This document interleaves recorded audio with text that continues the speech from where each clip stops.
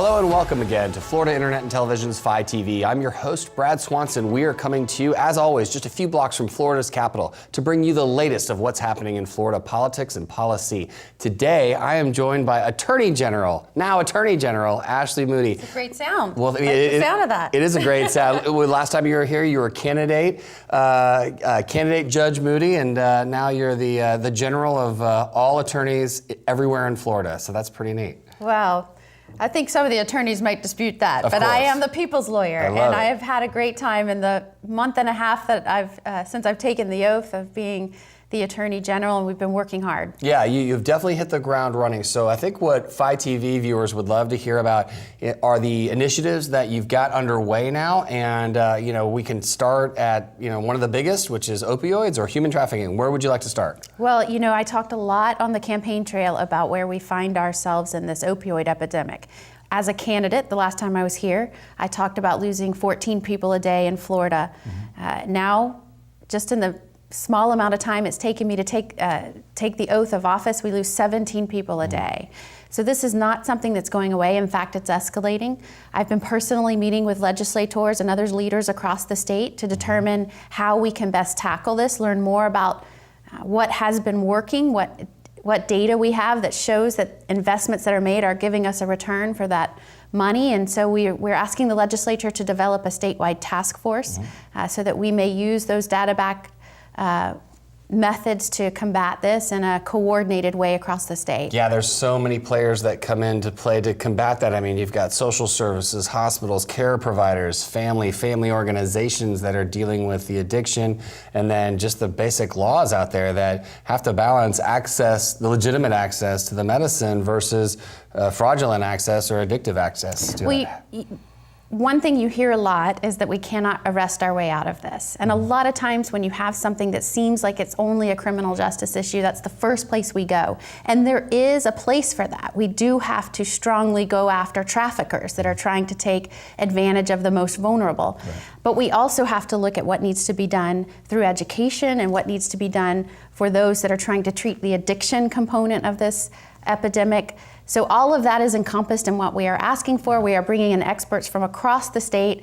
It's a bipartisan group to look at what's going on in Florida, what's worked, and we're bringing in some of those players that have had a hand in seeing success in this area to play a part in our task force. Yeah, well, just as Florida always does, we typically deploy leadership models to either attack or solve these problems. So I know we're going to stay tuned on where your office goes next with that. Let's move on to human trafficking. Florida Internet and Television was proud to be both invited and to be a strategic partner on your human trafficking coalition. Tell us more about that. Where is that beginning, and what are your first steps in that process? Well, I talked a lot about this as a candidate. Florida is third in the nation in terms of incidents of reported human trafficking.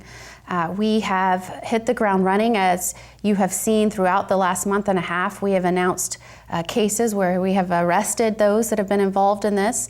I have personally, as chair of the Statewide Council on Human Trafficking, been identifying those that can be strategic partners that we may not have brought into the fold in the past, that can really help us identify not only those that are committing this horrific abuse, but the victims, and how we might be able to remove them from the situation and use that information to make cases against those that are trafficking. This really is modern day slavery. It's abhorrent, and as Attorney General, I'll do everything in my power to make sure that it stops in the state of Florida. So we're in the legislative session. Are we looking at bills for this, or is this more in the mechanisms that are on the front line? What are you doing on both of those fronts? Well, fortunately, Florida's last Attorney General, Pam Bondi, was really a leader in this area.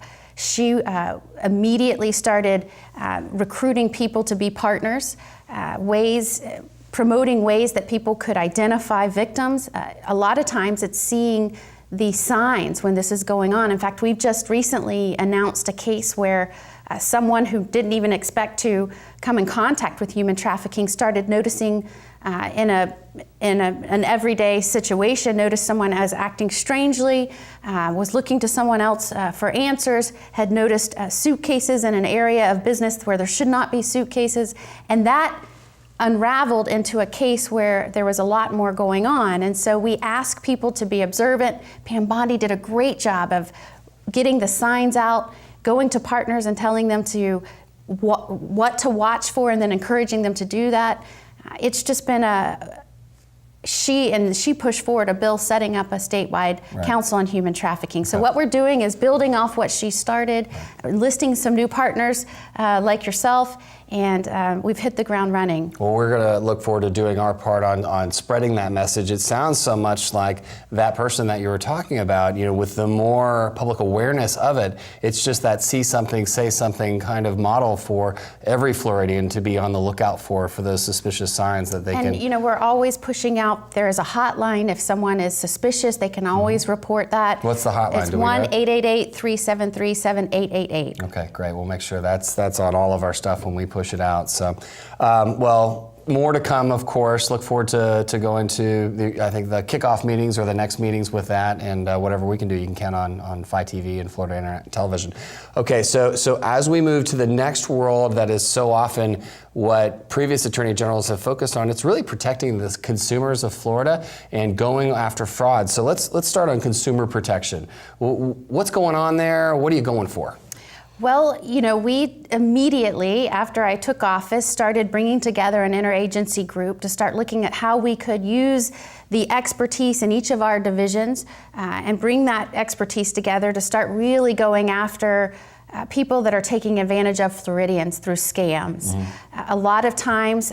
Wait, I shouldn't have answered the email that said they're trying to give me a lot of money? And this is one of the things we ask people to let us know when they're seeing things like this. A lot of investigations stem from those that notice something and report it as suspicious, and our investigators follow up, and then investigations unfold and lead to successful either prosecutions or consumer protection actions. Right. Sometimes what we think might be just a civil case and a consumer protection action might turn into a criminal case. In fact, we've had that just happen recently, where one of our cases ultimately led to an arrest of the same people we were looking at civilly and had already started a civil action against.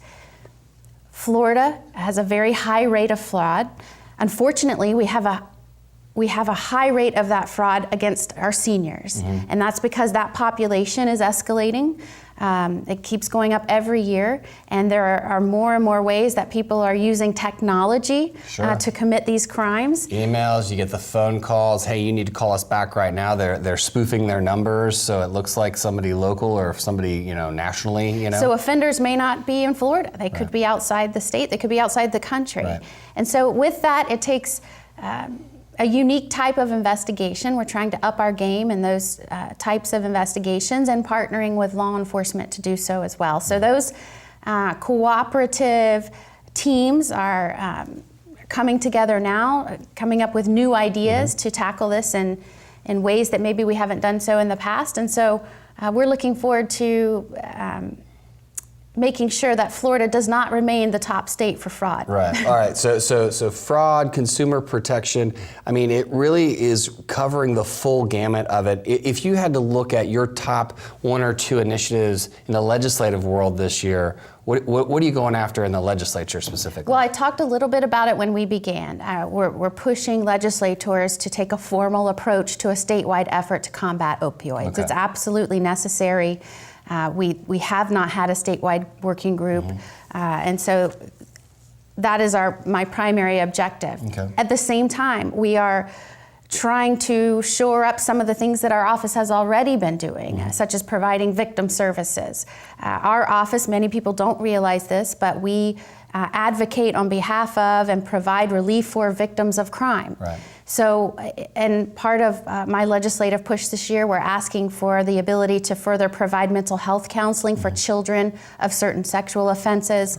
Right. We are also asking for the ability to pay for forensic examinations for sexual assault. Yeah. So let's it's talk details about of the office. But let's talk about it was interesting. One of the pieces that I have here in my notes was there's a cap on how much gets reimbursed for forensic investigation, but the real investigations cost a lot more. I mean, what's the delta between a $500 cap versus a real investigation? So we come in and our office pays for the forensic examinations for victims of assault, and so we need the ability to pay the providers for those, and so we're asking the legislature to give us the ability to do that. Representative Fitzenhagen has agreed to champion that through the legislature and Senator Bean on the Senate side. So we're grateful for them for being partners and helping us do our jobs. Well, I tell you what, so much of government, the only answer is money, but really in everything that you're talking about, the human capital to combat it on the front lines is so important. So you lead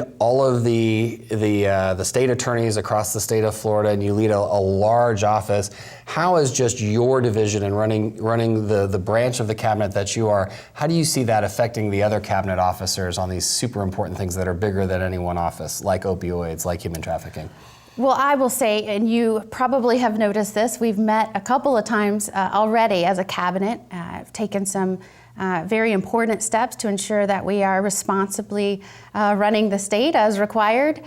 We have a good working relationship, and I think you'll continue to see that throughout the year. Good. Well, that's exciting to see, and that all the cabinet members have expressed their focus and concern on those important issues as well. So it'll be nice to have everybody rowing in the same direction. So, all right. So before we go, right, we talk about this really important stuff of the office, and tongue in cheek, we talk about something that's more important. It's not, but we have to ask because you guys are now full-time engaged up here in Tallahassee. You've moved my whole family from Tampa Bay to Tallahassee. That's a big switch from Spectrum Communications to Comcast Communications. But what is the Moody household streaming these days? Well, I don't know as a household. I have been watching a million little things on and off. Right. I think it's interesting how, in my role, we talk about mental health a lot.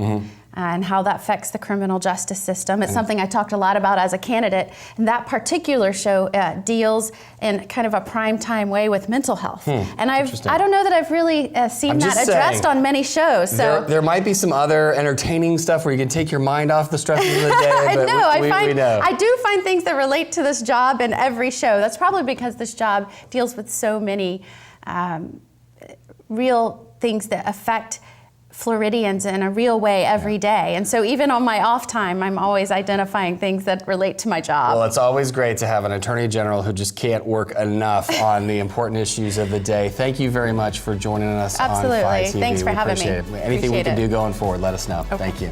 That's all the time we have for today's program. Make sure you hit us up on our Facebook and Twitter accounts. And for now, thanks for watching.